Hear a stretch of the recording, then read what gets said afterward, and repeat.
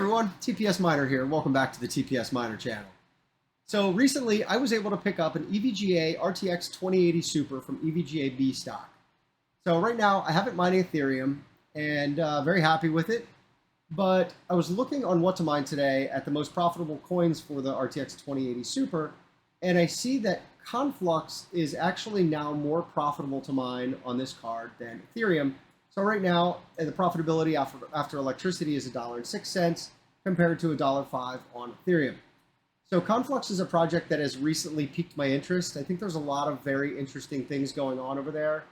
And so what we're going to do, I want to talk about a few of those things first, and then we're going to hop over to the test bench. We're going to take a look at the overclocks, the hash rate, and then compare profitability on the 2080 Super between Conflux and Ethereum to see how accurate these numbers really are and to see what really is the most profitable at the moment.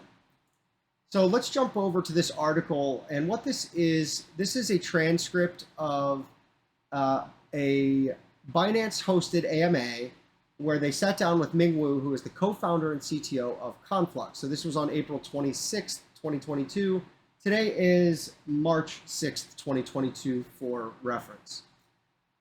So what I want to do, first and foremost, if you're interested in Conflux or you think you might be mining Conflux in the future or you want to mine Conflux in the future, I would take a few minutes and read this transcript. There's a lot of very interesting information here. And so let's jump into some of that info right away. What I want to talk about is what distinguishes Conflux from other blockchains. So according to Ming Wu, from a technical perspective, Conflux Network implemented a hybrid consensus model incorporating both proof of work using the tree graph method, which is very interesting, and proof of stake to increase the network security while maintaining high levels of decentralization and throughput. So first things first, from a technical perspective, hybrid consensus model, and what this does is protects them against 51% attacks. So from a security standpoint, that's great. So the next thing on here is they are the only permissionless blockchain network endorsed by the Chinese government. The only regulatory compliant Chinese fiat stablecoin, CNHC, is issued on the Conflux network. I'm not really going to touch that. I'm just going to kind of leave that right there. But what I am going to say is that Conflux has access to a very, very large population in China where cryptocurrency has essentially been banned. And I'll let you read into that what you want, or take away what you want from that. But it is definitely worth noting. So the next thing, since the latest Hydra hard fork, they've launched an EVM-compatible space called eSpace. So an EVM-compatible space, or EVM compatibility, is the Ethereum virtual machine compatibility.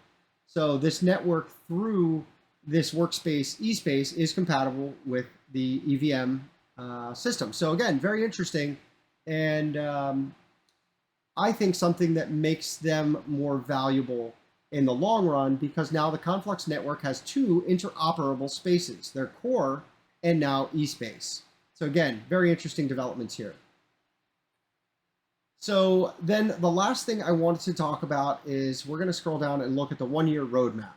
So there's a lot of things here. Now, whether they can execute on them all is yet to be seen, but there is a lot of work actively being done. So they're launching activities with partners, targeting traders, developers, newcomers. We're planning to host a global hackathon around Q3 and welcome everyone to participate. They're launching a Web3 summit in Shanghai with ecosystem projects, traditional internet companies, and VCs from inside and outside the blockchain industry. So Conflux is definitely not an idle project. It is something that is evolving, it is developing, and something worth looking into. The next thing he says here is you can expect more reputable listings, a new DeFi project, higher TVL, so total value locked, via cross-chain protocols, and other than seller and multi-chain. And they're putting all available resources to ensure that the eSpace ecosystem will be a success. Again, very active from what we are hearing from Ming Wu, the co-founder and CTO of Conflux. So a few other things I wanted to highlight. So I was looking up and trying to do some research on eSpace, and I see here that they're working on the ability to use Ledger with MetaMask on Conflux eSpace. So basically what this is going to allow you to do is to manage your Conflux on eSpace through a Ledger device. Now, there's a note here. The Conflux eSpace Ledger app is not yet available in Ledger Live and is currently under review. And full disclosure, I could not find a date on this, so I don't know how recent this information is. So please take it with a grain of salt. Do your own research if you want to dig more into this. So the next thing I wanted to highlight, if you saw my recent video where I talked about how to exchange or how to cash out Conflux, you'll see that I was using something called Shuttle Flow. Well, I've now discovered that they have something called Conflux Hub, which offers an eSpace bridge and shuttle flow, and then this eSpace airdrop. I'm not going to dig into this right now, but they are working to consolidate into one central hub all of the resources that you'll need to manage your Conflux. So then we talk a little bit about the DeFi elements. And again, I had talked about how to exchange your Conflux for USDT or something that you can use to cash out. And I've come across this this site called Swappy, and this is being developed with Conflux. And the idea here is to be able to swap and exchange Conflux, create liquidity. There's liquidity farming, staking, and one of the things that they're working on. So right now, I have my MetaMask wallet linked to Swappy. They are working on linking the Fluent wallet, which is the wallet used by Conflux. So again, as I talked about this, a lot of things happening, a lot of developments. So maybe there will be some significant improvements in the Conflux network in the weeks and months to come. Again, none of this is financial advice. I'm not shilling Conflux by any stretch. It's an interesting project to me. And these are all things that I'm going to be watching over the next several weeks and months to see if Conflux is something that I want to start mining after Ethereum moves to proof of stake. Okay, so now that being said, let's take a look at this 2080 Super mining Conflux. So I've gone ahead and I've set this up. I am using T-Rex, and I'm using T-Rex version 0.25.12. There's no benefit to the 25.15 update because this is not an LHR graphics card. And the setup is quite simple. I just have my absolute path to the miner. The algorithm is Octopus. I have it set up mining on Nanopool. And the username is your wallet. And you'll notice the format here of the wallet is a little bit unique. It's CFX : and then what you would normally expect as a wallet address.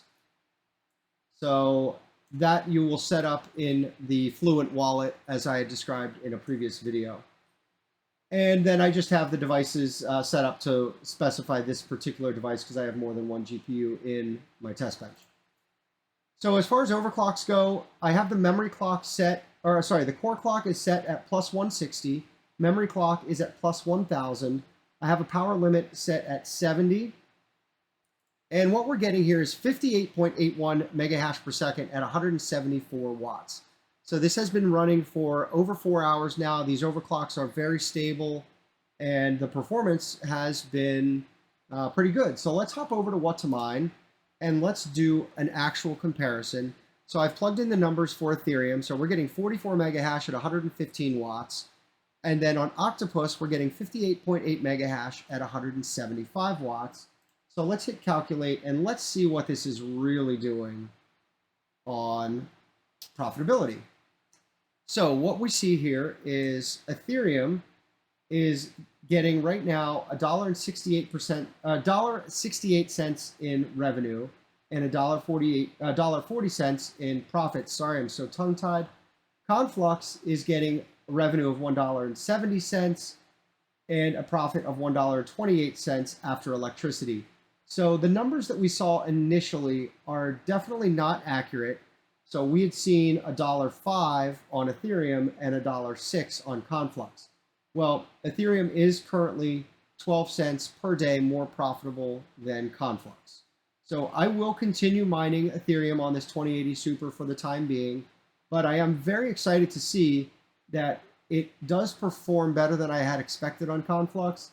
And if Conflux does continue down the path of making all these improvements to their network, opening up their DeFi space, opening up and improving on their eSpace and their compatibility with the EVM, I think there's a lot of potential for Conflux down the road.